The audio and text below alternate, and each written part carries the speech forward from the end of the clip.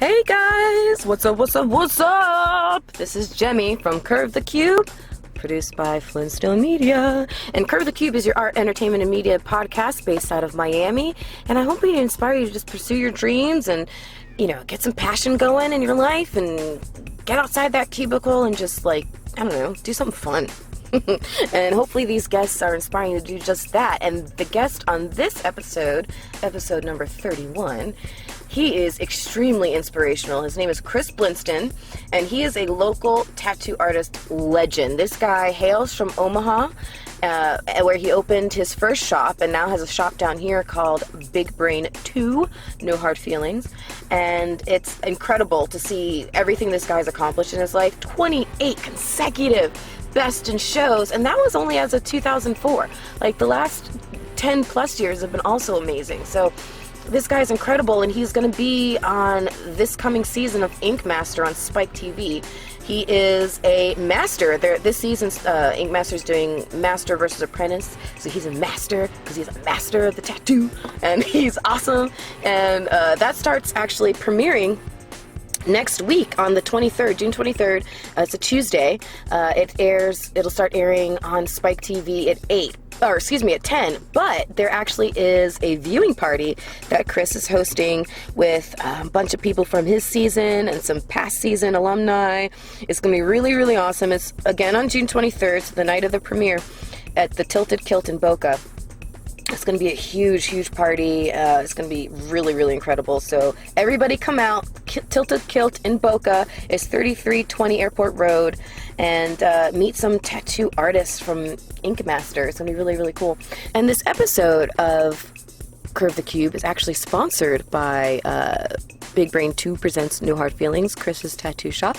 If you mention the podcast, you get 10% off, and which is an awesome deal for such a legend. So walk into that shop and mention, hey, Curve the Cube. You'll get 10% off this legend's tattoo. He's amazing.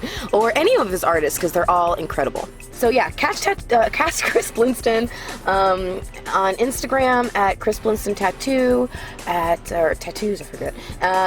On Twitter at Chris Blinston. You can also look him up on Facebook, or just go to chrisblinston.com. Excuse me. But look up his shop. He's incredible. He's a legend for a reason, and you're just going to really love his podcast. From being a Marine to being super lovely, warm man. He's incredible, and he just gives some really cool insights for anybody who's looking to get into business, looking to get into tattooing.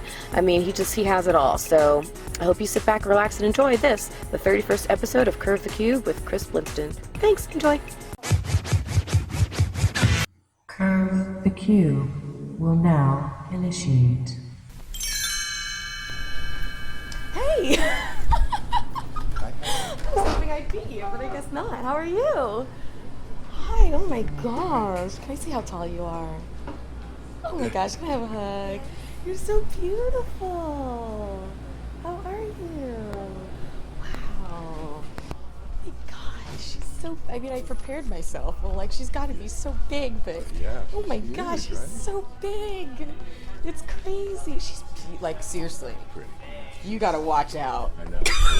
We were talking You about gotta watch out. what we're going to do is, the deal is, if you want to go on a date with her, you have to go on a date with me first. Ooh. And right before we go on the date, I'm going to show you my gun collection. Ooh. Do you really have one?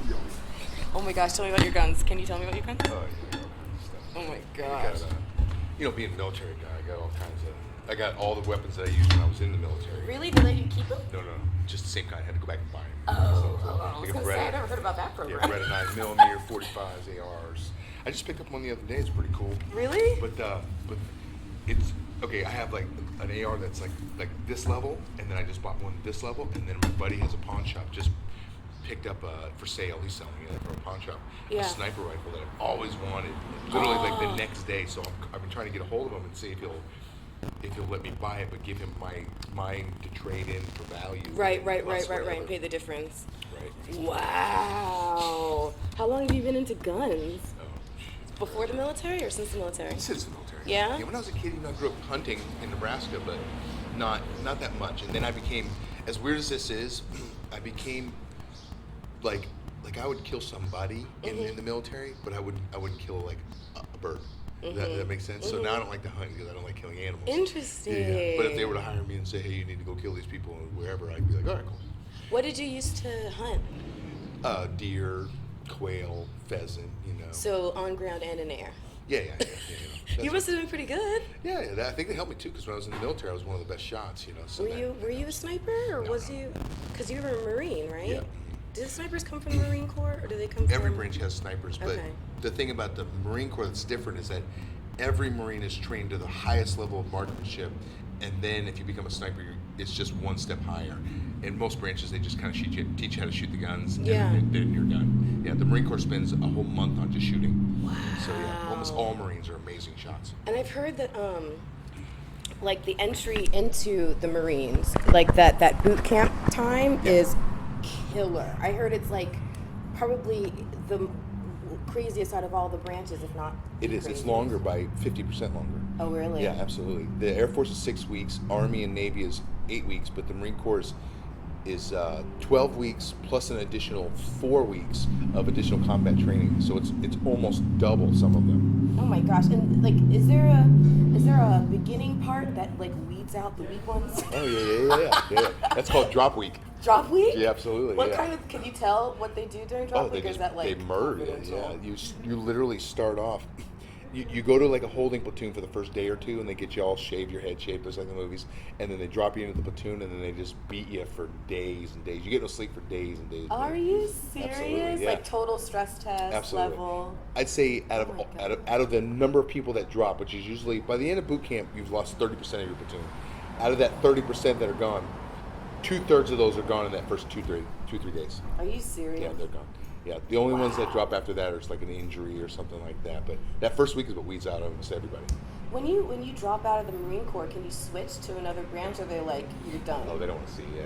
Wow. If you drop out of the Marine Corps, you can try the Air Force later. They might let you in like a year or two later, but like you couldn't like go home for a week and then try another one. Do you know of anybody who like starts off saying, "I'll try maybe Army or Navy"? Well, and I don't mean to be rude to Army or Navy, but Sure. it's like a way of like easing into. Well, here's the Marine neat thing. Corps. If you join the other branches and then try to transfer services, they won't let you to the Marines. But if you join the Marines, you can transfer to any Any service, other and they service. automatically transfer you with the same rank. So am I right in thinking my impression is like the Marine Corps is like the top dog, like they're It the is. badasses of. I mean, It is. It's the highest every level. branch is they're badass, but that seems like Yeah, the the top of the highest. top of the top. That's right. Wow. You got it, so. How long were you in it? 4 years.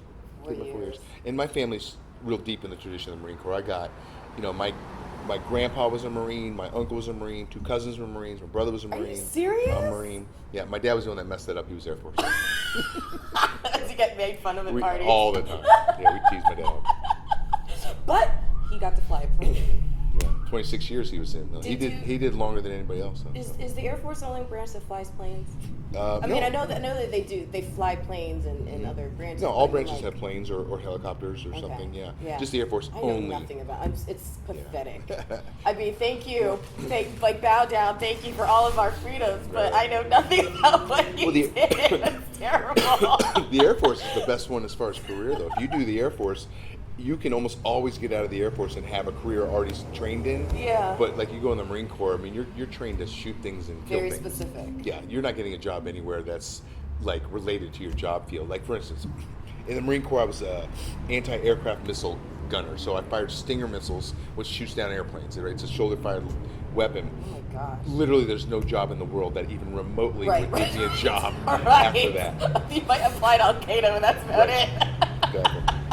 I don't see that coming anytime soon. Exactly. So what made you go into the Marines? Was it just because it was a family tradition and it felt like a Sure. natural thing, or? Well, after high school, I went to college at Kansas State, and Yeah. I went to college at Kansas State, and I was a major in architectural engineering and a minor in art.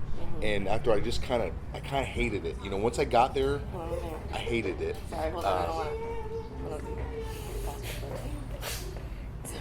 That's right.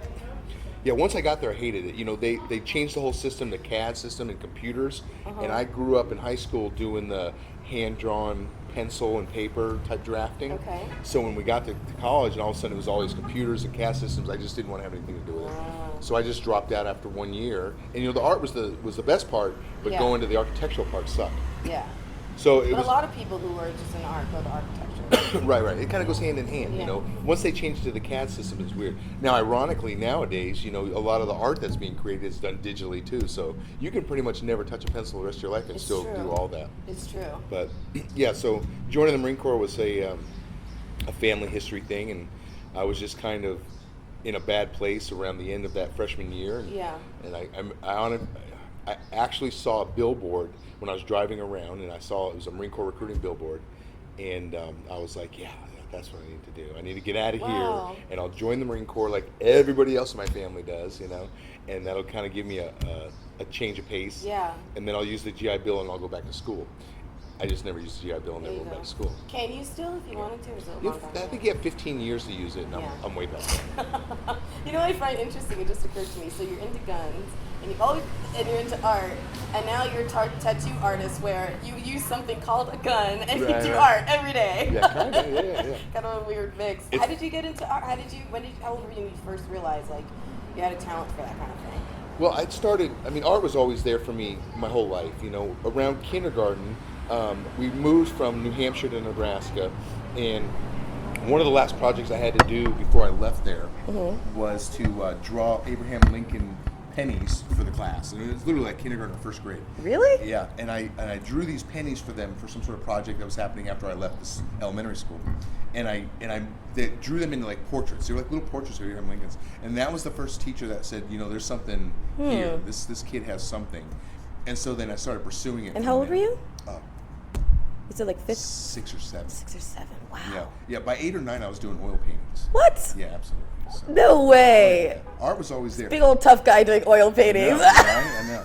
250, you know, champion wrestler. Oh my gosh. Marine, and I love art. So. Well, it's funny because I consider you an artist, and the other artist that I've interviewed, he's also a big dude. He can like, there's something to it, I think. It's a tattoo thing, you know. There's a tough guy stigma to it. you Yeah, know, so. yeah. Do you consider yourself a tough guy? Yeah, I mean, if you were to like write your certain bullet points on paper, let's see, Marine, tattoo guy, tattooed tattoo guy. I Right, mean, you right. kind of seem like a badass. Exactly. You got guns, you got hot rods, motorcycles, all that stuff. So it all just fits in. Hot rods and motorcycles too? Oh, yeah. Jeez.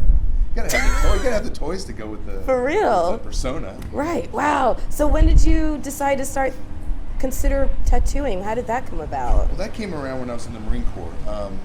So I was in the Oh, Marine that kind of makes sense. Right. There's a tradition there. I got sent to Bosnia back in '94 for Operation Deny Flight, which is the big Bosnia thing that happened back then. Mm-hmm. And when I was over there, we got stuck there during the holidays, and there was no way to buy presents. And a lot of the guys were coming to me and having me draw like portraits and drawings of their family and stuff, so they could send something home for Christmas. So when we came back stateside after that was over, a lot of those guys remembered me, and they are asking me to draw like, hey, will you draw me an eagle or a bulldog? I'm going to Yeah. get tattooed out in town.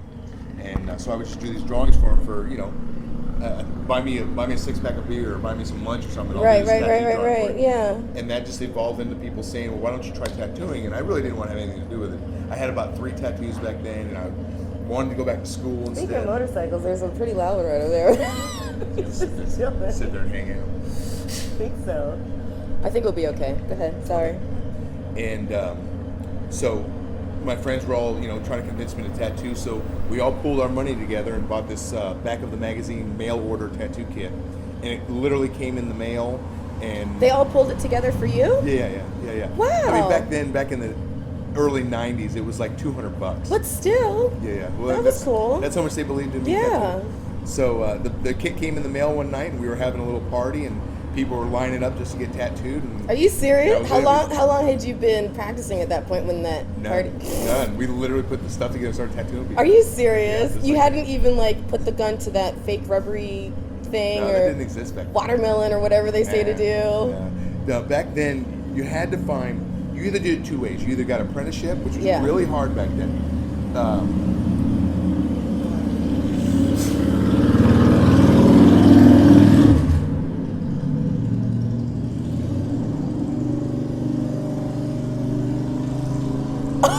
Longest motorcycle out Shifted. whatever ever.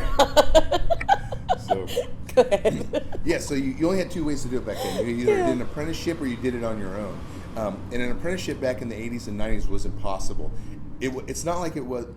It's not like it is now, where people are open with their craft and how to teach you, and they'll teach you their secrets and give seminars. They didn't do that back then. It was a very hush hush business.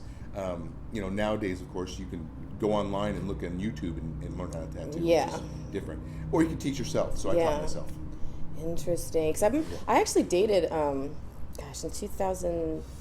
early 2000s, I dated someone who was like figuring out about becoming a tattoo artist, and so he got the whole kit and all that stuff. And I remember he invented a wireless tattoo gun. He built himself a wireless tattoo gun and everything. It was pretty cool to see someone go from being a painter and a sketch artist to figuring out and delving into the field of tattooing. So Do you remember if the guy named that machine at all?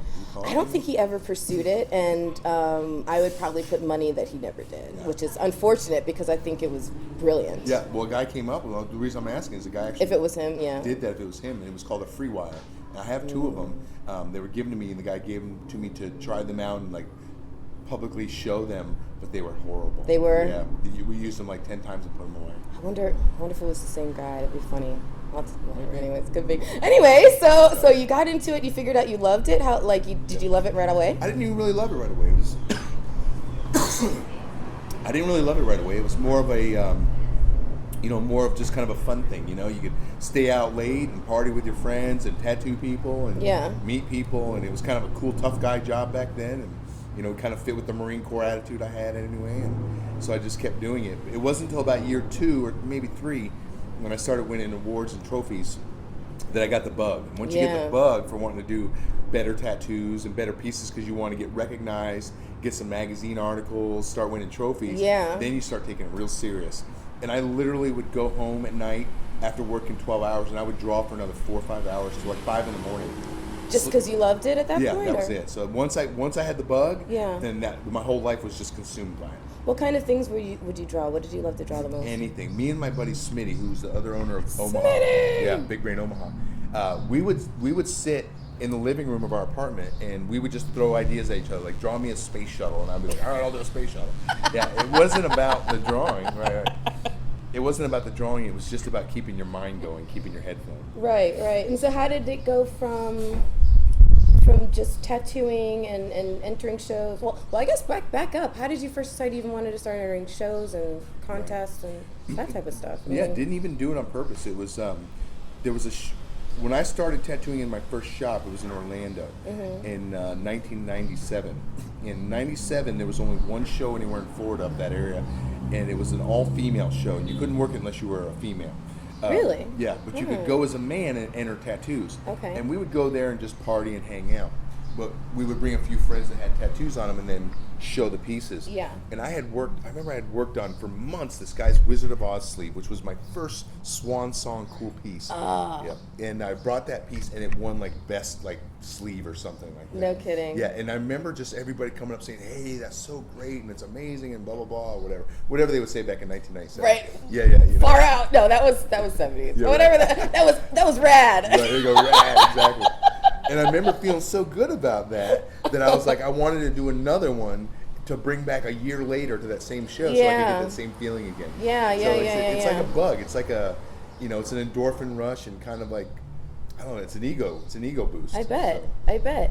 So how did you go from, it sounds like your passion for it steadily built up. At what point did you say, I just want to open my own shop and start my own business? Well, in 1999, Smitty and I had exhausted our time in Orlando, I think. It wasn't that, we had good friends there and all that, but I think we were just done being in Orlando. We decided to go back to Nebraska, where I'm from, as an older kid.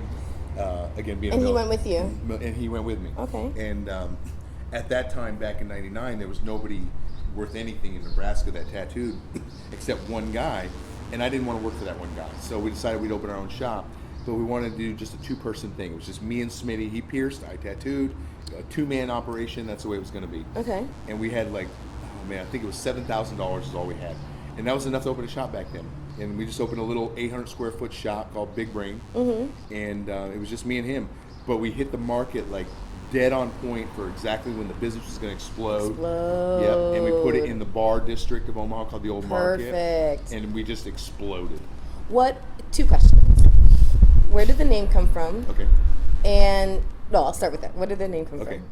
The name came from, we sat down one day and we wrote all the words associated with tattooing on two different lists, like art, like tattoo, like ink, line. Deadbeat, low life. No, I'm just kidding. Whatever, exactly. Just kidding. Yeah. It was a huge list. Prison. Right? No, I'm just kidding.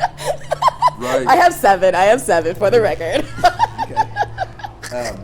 But at the time we were doing this giant list, sitting around drinking some beers, I'm sure, Pulp Fiction was on the show. I was on TV. And there's that part in there where he's messing with the guy Brad, and Brad figures out, he's talking about how the quarter pounder with cheese is called the Royale with cheese in Europe. And he says, check out the big brain on Brad. And he's saying he's a smart guy. I remember that. That's where it came from. Oh, that's so funny. Yeah, So really. screw the list. Yep. He just went with something cool on the tube. What was on the tube? Nice. What was on the TV. We just thought it was funny how he was kind of mocking him, but saying, look at how smart the guy is. And we thought it was kind of funny. We're kind of mocking the business. Yeah. And saying, but look at how smart we are. Yeah, So very there you go, cool. big brain. So then my other question is, having opened in a bar district as your first shop, what did you learn during that very early first year or two about just the clientele of the area or Sure. anything that may have happened? What did you learn that first couple years? Well, the weird thing about Omaha is that Omaha is run by a union. It's a union town. So Okay. the bar shut down at 1 a.m. They're not a late night bar. Oh, like to that level, like bars or even have unions. Yeah, and everything. Absolutely. Yeah, business shut down at 1 a.m. and that's it. The streets are dead. So being that it wasn't that crazy of a place and people didn't go out till 3, 4, 5 in the morning like they do here in Florida. Yeah. You didn't have that many crazy drunk idiots running around late at night. So you didn't have to learn that, but what we did learn was by putting that in the bar district, you had 1,000 people an hour walking past the front of your shop. Very true. And that's what we learned was that foot traffic became paramount to the shop being successful. Not car traffic, not a busy street like here in Florida. A lot of people have to put them on a busy street. It doesn't really help you. It's all about foot traffic. And what has been the biggest challenge as a business owner? Because you're coming from it as a Marine, as an artist, as all these other things that have come together, and now you're adding business owner on top of it. What is the specific challenge of owning a business? Sure. Well, I mean, ironically, being a Marine, you're taught to be led, and then as you pick up rank, you get taught to lead. And being a leader in a leadership role is the same exact thing as being an owner and being in a leadership role over people that you hire.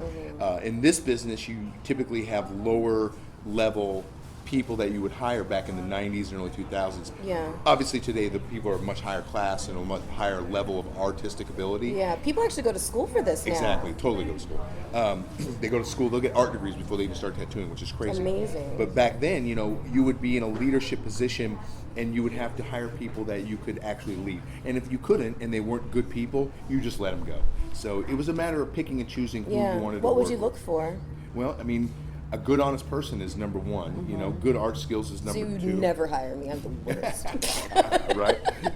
And then so number two, good artistic ability, and then three, you just want a good person in general. If they can listen and do what they're told and want to learn, you've got all three characteristics you need for a good employee / coworker. Yeah. Have you had a lot of apprentices, or do you ever do that? No, I have. I'm very blessed. I've had an amazingly low turnover rate in the last 10 years. I've been here in Florida for 10 years now.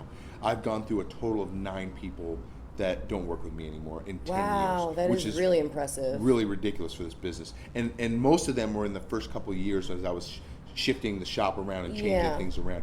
In the past just couple of years, I've only lost one person.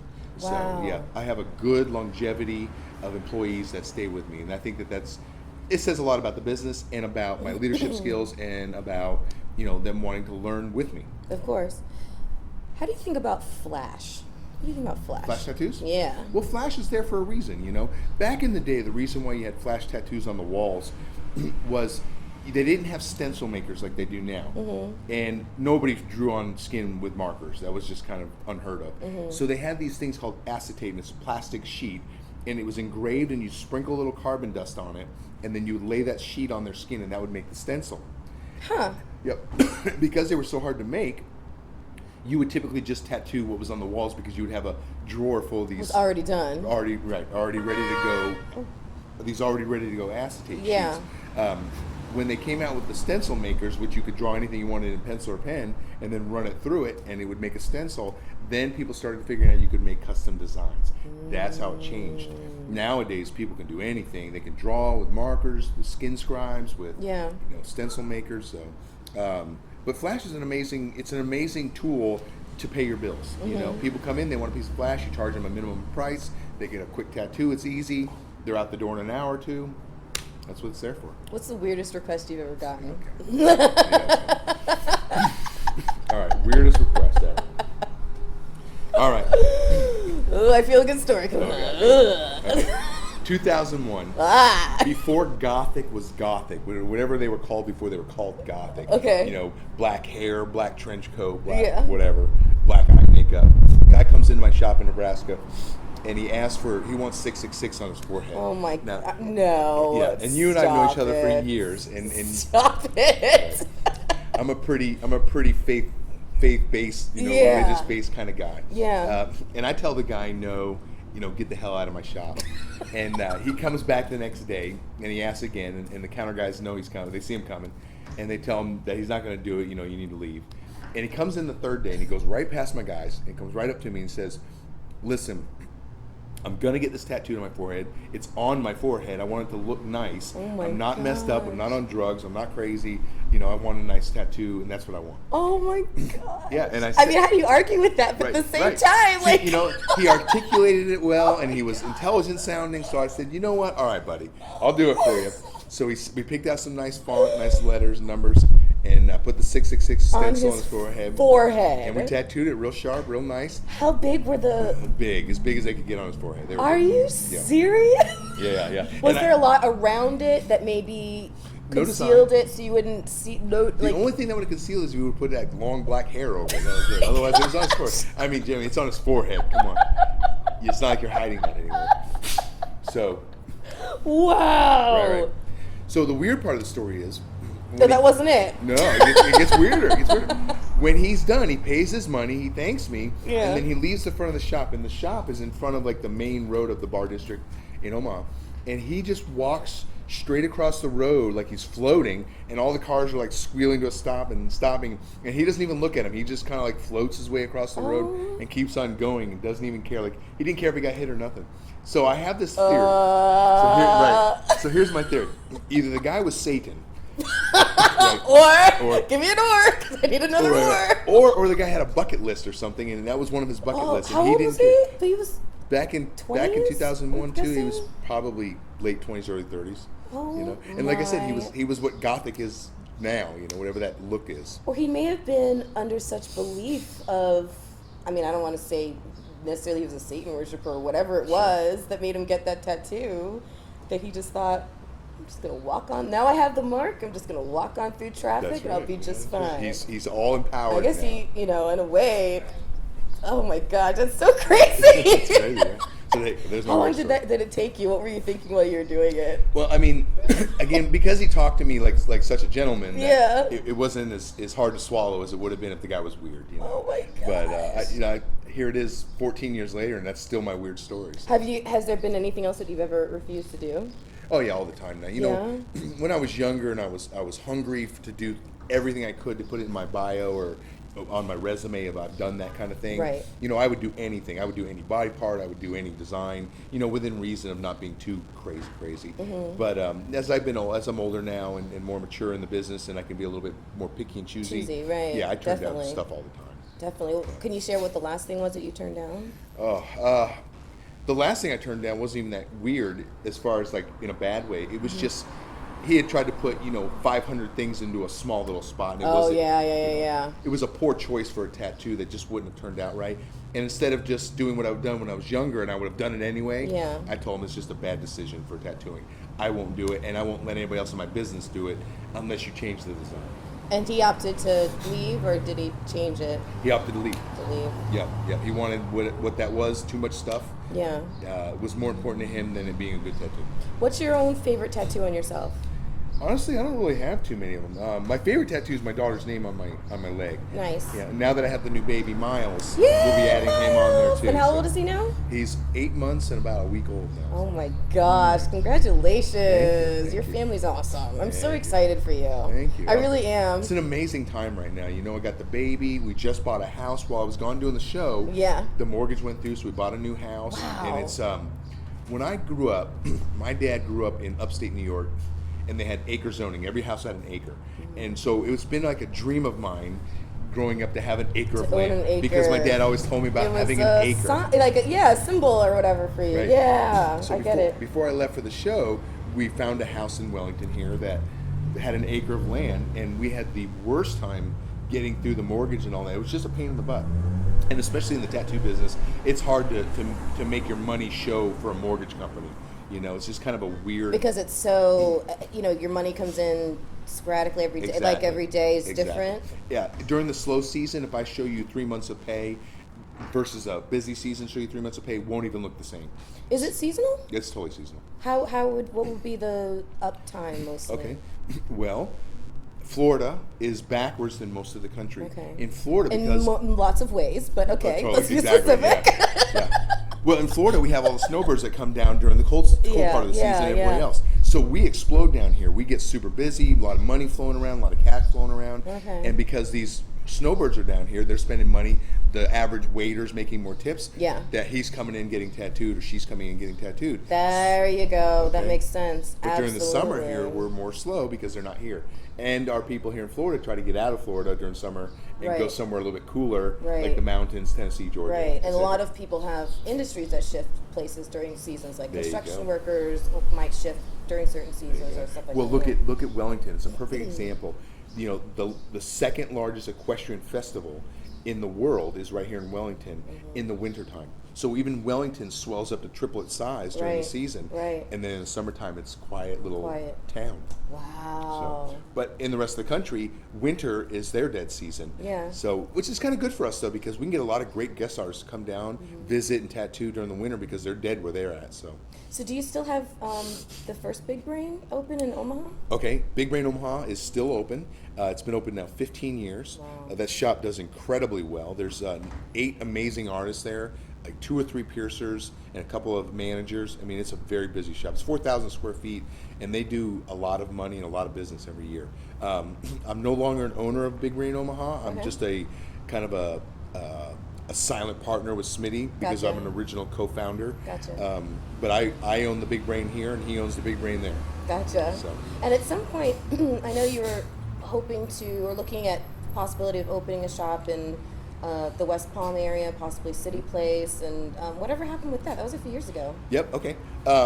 We definitely were looking into City Place, and we wanted to do a shop up in that area. And then we kind of took a back seat while we were taking care of some personal items and the show filming and all that. But now with this new lift of the show, we're definitely back on that, and we've actually been spending time up there looking around, and it's going to happen. We're going Wow. to definitely open a shop somewhere in Palm Beach County. And I know you pride yourself on a more high class, really respectable shop, and that's kind of been, I think, the trend I've seen in tattooing is it's becoming this. It's kind of coming out of the shadows and becoming a very classy joint. What does it mean to you to have a nice, clean, professional, higher end shop? Why is that important to you? Well, I'll tell you, in the 90s, I worked in a shop in Orlando that was more of a biker type shop. It was one of the old school ones that was dirty and you could smoke in there, and it was, it was older and all that. And when I left there in 1999, 2000, opened up Big Brain Omaha, we wanted to do something exactly the opposite of that. I'd like to say that I was one of the first couple of people in the business that pushed that whole envelope of being a pretty shop with nice ceramic and wood and granite and all that. We did that back in 2000 when that wasn't heard of yet. So we're one of the founding fathers of that whole newer breed of tattoo shops. And now, like you said, it's the norm. If you're not opening a brand new pretty shop, you're not even going to get business because that's what it has to be. Right. I think that the appearance that you have to portray at the beginning of somebody walking in your shop has to be clean, it has to look sharp, and it has to look like there's money. And if it looks like there's money in there, people are going to want to spend their money in It's there. true. And that's what it comes down as far as running the people, it's the same thing kind of happens with them. The old way was, hey, what the hell do you want, kid? Or, screw you, get out of here kind of crap. Yeah. It is 100% customer, relations oriented. It's all about good customer service. Yeah. We have a sign that hangs over my door at No Hard Feelings, Big Brain 2 No Hard Feelings down in Coral Springs. And the sign says, because nice matters. It's just a simple sign. Yep. And to this day, there isn't one person that doesn't either read it. Look at you softy marine. That doesn't read it or says something about it. And then every one of my employees / coworkers, they all live by that same code, That's good. Because nice matters here, not only the work, but how I treat you and how I treat your drawings and your time and you're coming here to spend your money. I'm going to make sure that you get the best, product out of that time. That's great. So how important is it, do you think, for a younger tattoo artist who's like just starting, right? Okay. To understand the concept between, I know it's important to maintain your integrity as an artist, and I never think that someone should really compromise on that. But how do you find the balance between a customer who comes in and wants something, and you're looking at it like, oh my God, that is ugly, right, and I could do a couple little things to change it, versus pushing too hard and overwhelming what the customer wants? Sure, I get what you're saying. Yeah. I think the key nowadays is to have a really sharp portfolio. Mm-hmm. If you've got a really sharp portfolio, then you're going to give them a lot of confidence. Sorry. You're going to give them a lot of confidence right off the bat with your work. Mm-hmm. So if they trust your work right off the bat, you're already halfway through the process. That's true. Secondly, if they show you a design they're not really happy with and they need a little bit of work done to it, by quickly sketching out something a little bit better, Mm-hmm. and they can visually see, hey, this is a little better product, Okay.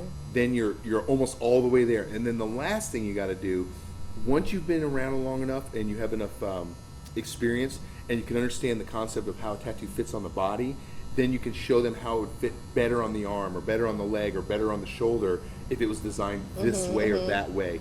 Once you get all three of those parts in there, your work, your drawing ability, and your knowledge of the anatomy, I think you've sold everything you can to make them want to get a better tattoo. Do you have to strive to understand the anatomy better as a tattoo artist? Does that just come with the territory of experience? I hear what you're saying. I think striving comes with everything. If you're not striving in this business, especially nowadays, to be better at all aspects of it, you're just not going to stay above water. If you're not trying to be a better tattoo artist, if you're not trying to be better with customer service, if you're not trying to put out a better product, if you're not trying to be better at working with other tattoo artists, you're just going to get buried. Yeah. So. Well, speaking of being better, you, Mister, have won, was it 28 consecutive Best in Shows or something just nauseatingly amazing like that? Yeah, right? How did you do that? That's amazing. Well, on my resume, I've got the 28 best of shows in a row, and that's the feat. Yeah, that's not the 160 total at least that you. Golly. That's an old article. I'm over 300 now. Okay. 300 trophies. Whoa. Yep. What? 200 magazine prints, if you want to say that, and then over almost 100 actual features in magazines at this point. I've been doing it 18 years, so I've been around a little while. The 28 shows in a row is a feat I don't think can be beat anymore, because when I came up in the early 2000s doing the convention circuit, there was probably 50 or 60 artists that were amazing, and they were all on the circuit together, and we would all travel together or meet up at the shows, and it was just kind of like a battle between us all who's going to get the tattoo of the day. And I just hit this streak where I did 28 of them in a row, and had best of show 28 times in a row. Amazing. And then finally, the ironic part is I finally got beat by my own guy here in Florida, but it was an amazing streak, If you're going to lose to somebody, I mean, that's the way to do it, Exactly. And I think that it can't be, I don't think it can be beat now, because the amount of artists in this industry has increased by tenfold. Yeah. There's probably 500 artists now that are beyond top notch. I think you had done that before I'd met you, or something. Because I remember seeing one of the first flyers, was like a fold-out booklet thing that you gave me, and I think it said that in there already. It did. And it's funny because I have really dumb moments sometimes. And when I went to Tattoo Mania, as long as I've known you and as accomplished as I know that you are, I was still completely caught off guard that you were there.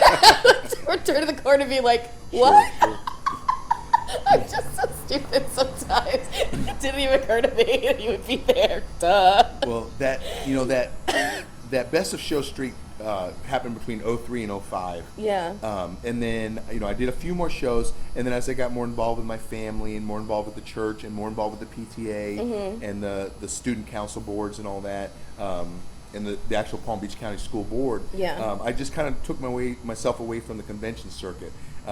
You see me at that show. That was my comeback show. Oh, really? Yep. I haven't done a show in about 2 years. Are you serious? Yep. And that was my very first tattoo convention. So look at that. Perfect, look how right? things work out. That's so funny. So that was my comeback show. First one back in 2 years. Welcome back. Welcome back.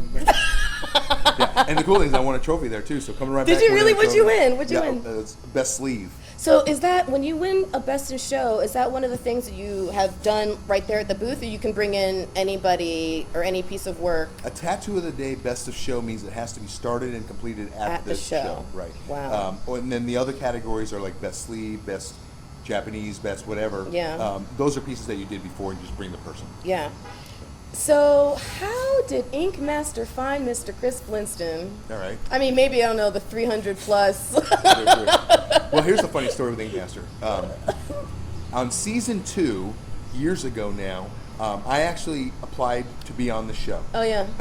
I had some things going on at home and the school stuff and my children and all that. It just made it impossible for me to participate. Mm-hmm. So I pulled myself off the list immediately before it even got to even a phone call. Okay.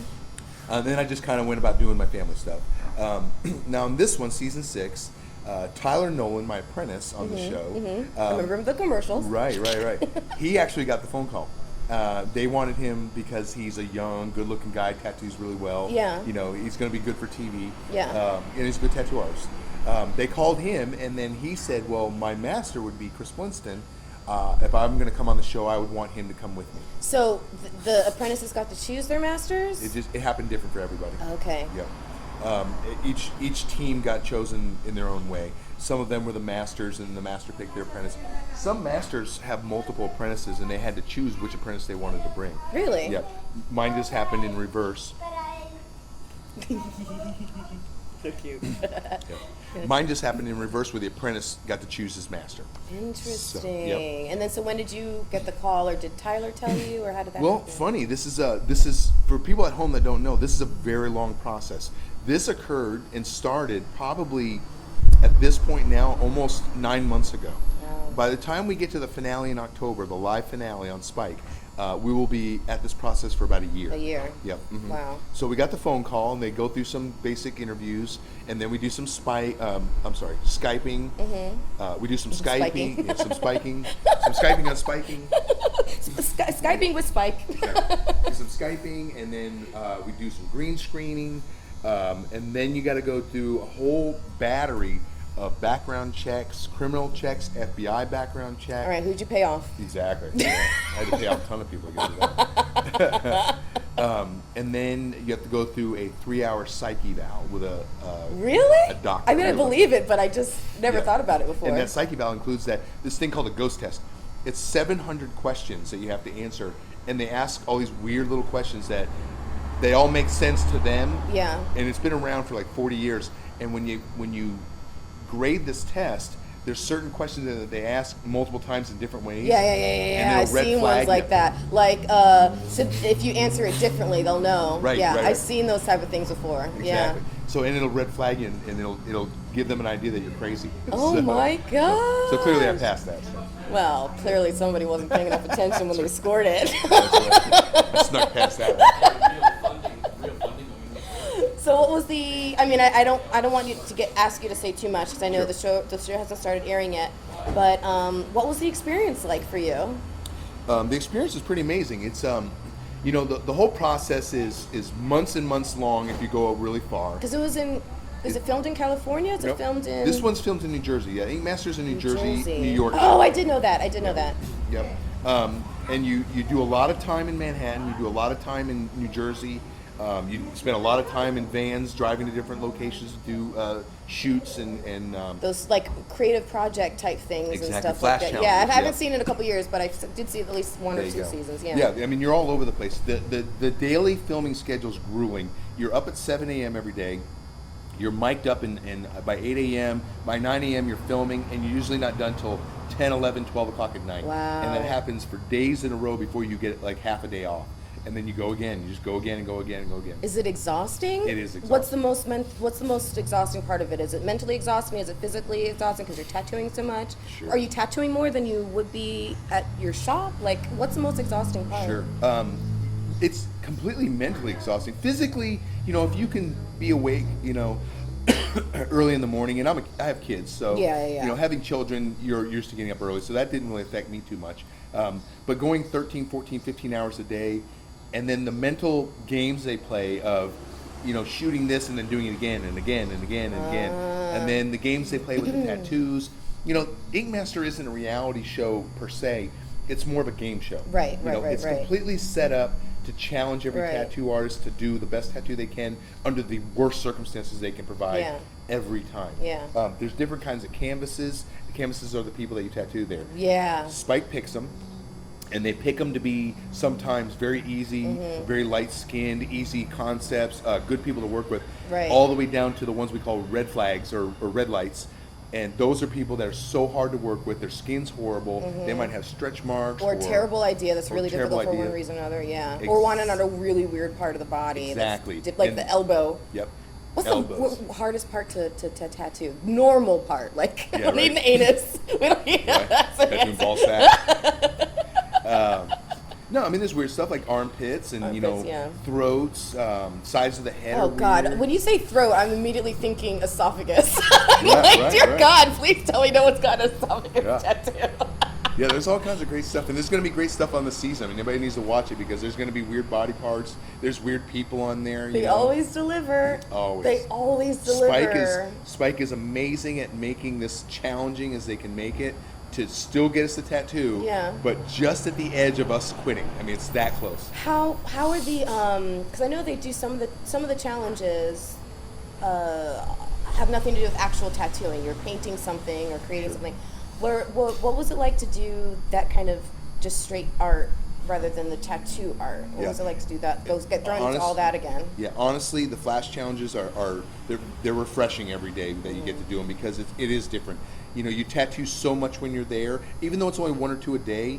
You tattoo so much, and you're always worried about your tattoos, that doing something that you could make a mistake on, like put a brush stroke with paint in the wrong place, who cares? It's just fun.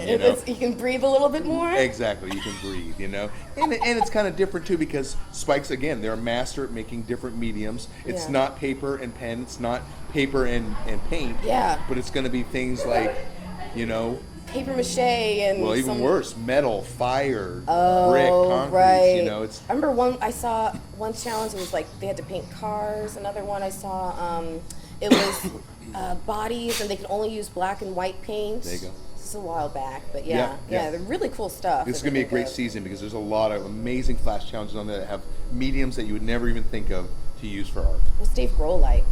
Dave Navarro. Dave Navarro. That's what I meant. Do it again. Cut. Take two. What's Dave Navarro like? Exactly what I said. Yeah. Dave Navarro. What? I was thinking of Grohl because did you hear what just happened to him? He was playing a concert yesterday, I think, and he fell off the stage and broke his leg. Did he really? But came back. Like it was in Sweden or something, and he told the audience, "We'll be back." And came back and played 3 more hours in a wheelchair with a broken leg. And I was just thinking about that earlier. So that's my excuse. Yeah. The 3 judges are amazing. Chris Nunez and Oliver Peck, those guys are put there to specifically judge you on your craftsmanship and your ability, your technique. That's completely their job. They almost could care less about the subject matter of the tattoo. They just are worried about how you tattooed it. But Dave Navarro, he's the judge for the people, is the way they term it. He's the people's judge. He's completely there just to judge you on whether or not the tattoo's cool or not. Yeah. And you will get, as long as you do a cool tattoo and it looks cool and he might want to wear it, you'll get an A+ from him every time. So he's the most fun to deal with. Nice. Interesting. And what was it like meeting all these other super excellent tattoo artists and being in a room? I guess the only other time, I'm sure the artists in your shop are impeccable. You wouldn't have them otherwise. But to be in a constant workout, so to speak, with these super high level other artists. What was that experience like to be in this competitive state with these other top dogs? Okay.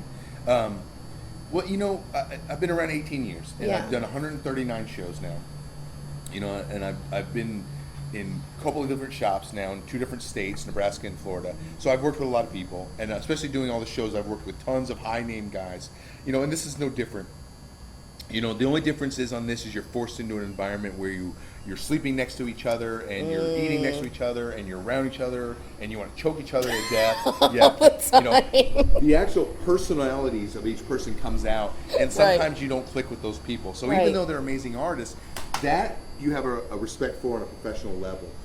But their personalities is the parts that you really just want to flush their heads down the toilet sometimes. Gotcha. And what was the biggest thing that you learned from your experience on Ink Master? Was it a professional learning experience? Was it an artistic learning experience for you? Personal? Sure. What was it? Yeah, I'd say you learn all kinds of things. On a personal level, you figure out that you can make it through a challenge like this that could be months long, that you could last a long time through this crazy environment. It's an experience that you go through that only the Ink Master people that have done it, they've lived through something that only they understand. Yeah.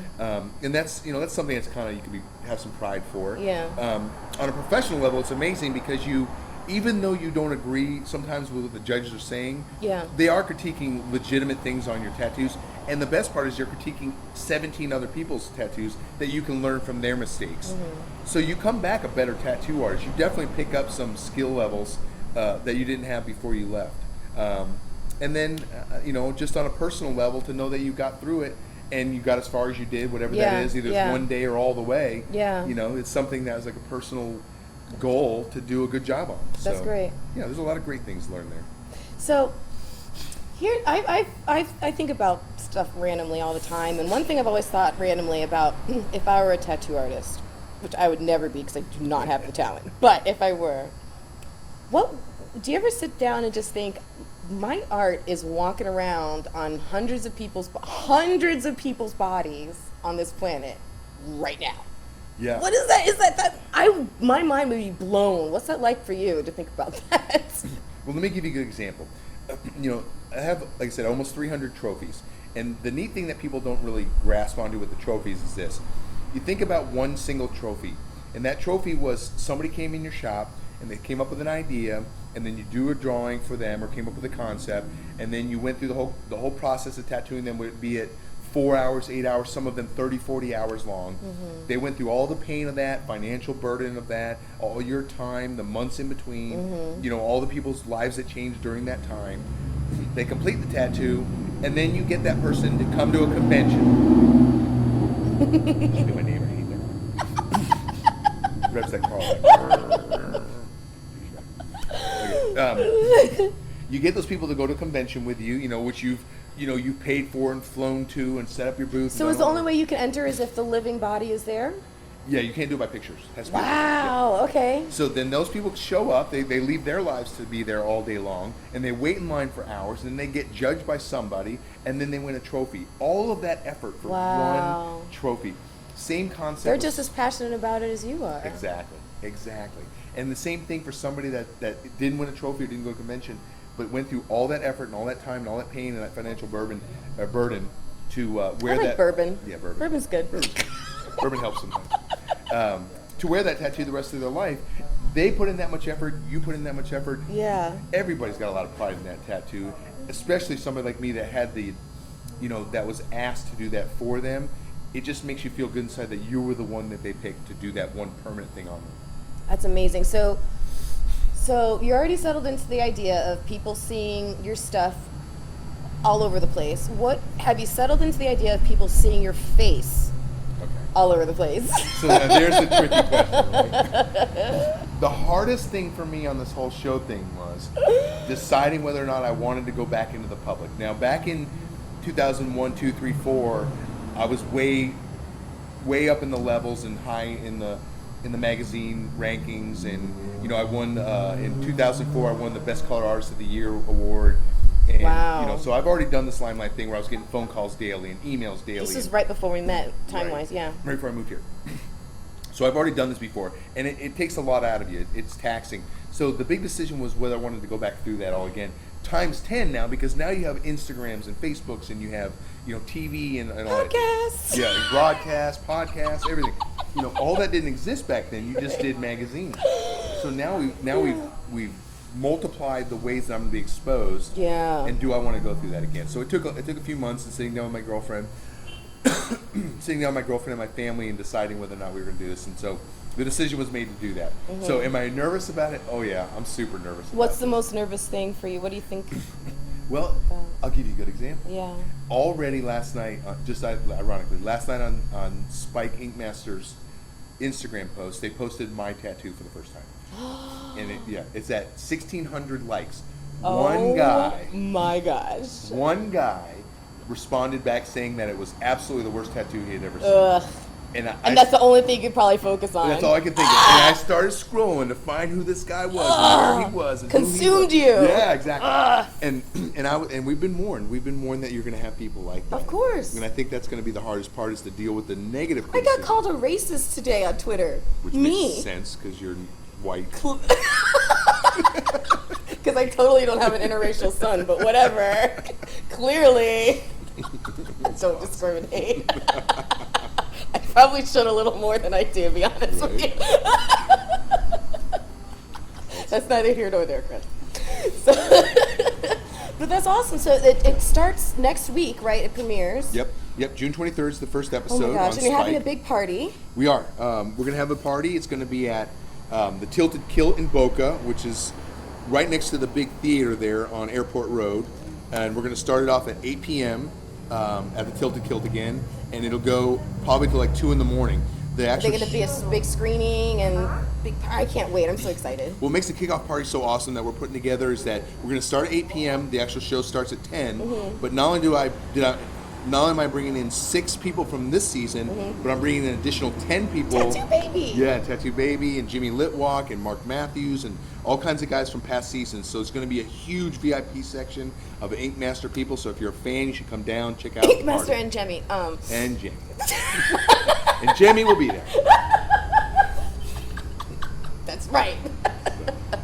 Well, I am super excited for you. I mean, when you sit back and think of what impact this might have on your business, have you talked to, I'm sure you've talked to these past alumni of the show. Sure. What advice have they given you as far as what to expect? Now that you've actually filmed it, I'm sure there was, maybe you got advice going into it, but now that you filmed it, it's about to air. Well, I think the big thing is that prior to this show, me taking a back seat for a while on the career and just focusing on family and my relationship with my girlfriend and my kids. A cool place to ride your bike, I guess. I guess so. Barnes and Noble. You got to cruise Barnes and Noble. Huh? Yeah, baby. Where the hotties are. One of the things that I took a back seat on too was social media. I never got into it. I wasn't trying to stay in the limelight or the public eye. Yeah. So I didn't have a Facebook. I didn't really have a Instagram. I didn't really have Twitter or anything like that. Yeah. So these are all new concepts for me only in the last month of coming back from filming the show. So I'm trying to get on board with posting and doing all of that. Right. And I'm just trying to stay, on track with what everybody does to keep their name going.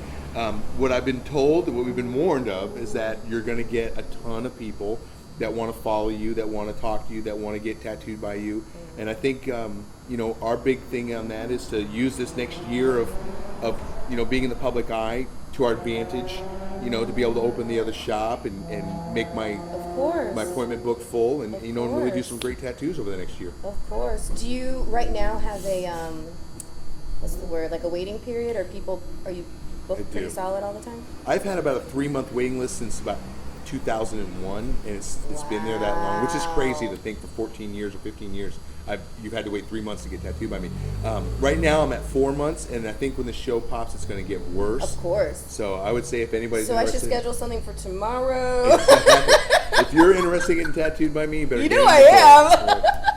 I haven't actually had a new tattoo since 2004. Oh, really? Wow. Because there are a couple of reasons. One, like I said, I was dating that tattoo artist, that burgeoning tattoo artist, and because I have such a revere for tattoos and see them as art, I just don't think anyone else should finish anybody else's piece. And so there are a couple things that got started, and so I just want them completely done over, and I know that's probably going to costs a big chunk of change. And then the other reason, which is because I feel really guilty because I have a very rare blood type, and I feel like obligated to give as much as I can. And I know when you get a tattoo, you can't for like a year, so it's been kind of a weird thing, but tattoos are amazing. Yeah, it's a big business now. You know, there's so many great artists out there and so many great shops. You know, and the artwork that people are putting out now is, you know, it's just never been paralleled to this point in history. So, what has been the biggest technology or just the biggest cultural or whatever shift that you've seen since you've been doing this? Yeah, ironically, it's not necessarily the, you know, the new machines that are called rotaries or the inks aren't that much better or anything like that. It's the television. Television has exploded the business to the point where it's more mainstream, it's more accepted, and then that increased the financial ability for the artists to make money, and then that brought in actual artists, like you were saying before, that have college degrees to jump into the business. So now the artwork has increased to a point where the tattoos are artwork. They're actual paintings, but the medium is skin. I think they're some of them are just absolutely gorgeous, and some of your stuff is absolutely gorgeous. There's one. Let's see if it's on this flyer. I'll have to include it. No, I'll have to include it in the collage. It's on the other flyer that you gave me. It's a Spider-Man, and I have been trying my hardest to figure out what the heck body part that is. What body part is that? That's what they posted. Oh, is it really the one with with yeah. That Spider-Man is on one forearm, and it's a picture all the way around, and then it's digitally unwrapped. Oh, it's been driving me crazy. Because at one point I thought, okay, maybe that's the back of the knee, and then that's the butt crack. I'm like, I don't know what that is. There's like 60 comments on that from the Spike Ink Master site, and they're all like, where is that? These are not the only one. That tattoo's about 8 years old. When I posted it the first time, maybe 7 years ago, it got over 1 million questions on it. It was like 1 million hits or something. That's and crazy. They were all like, where is this? And people start guessing. They're like, butt right. crack is like the biggest one. Fingers is my favorite because I'm like, how could you tattoo that small? No way. So, That's so funny. All kinds of funny stuff. All right, so tell people where they can find you and your new social media quest. Where can they find you online? Okay, awesome. So you can find me at my shop called No Hard Feelings, or Big Brain 2 presents No Hard Feelings Tattoo. It's in Cold Springs, Florida. You can find me on Instagram at Chris Blinston Tattoo. You can find me on Facebook at Chris Blinston Tattoo, and there's a fan page. Awesome. You can find me on Twitter under Chris Blinston. Awesome. Or you can find me at chrisblinston.com. Great. And I'm going to have links to everything in the write-up for you. And so one more time, the deets on the party, just so people can know. All right. The kickoff viewing party for the Ink Master Season 6 is going to be this coming up Tuesday, June 23rd. At the Tilted Kilt on Airport Road in Boca. Not the one in Fort Lauderdale, the one in Boca. And there's going to be 16 Ink Masters this season and past seasons all there to party with everybody. I'm excited. I'm stoked. I'm so excited. Well, thank you so much for doing this. I think the next year for you is going to be incredible. Yeah. I think the word is whirlwind. It's going to be a whirlwind. I'm just glad I can say I knew you when. Yeah, that's right. I knew you before when you were just a small guy. Never a small guy. Look at you. All right. Thanks, hon. I appreciate it. Yay. You're the bestest. High five. You have successfully curved the cube.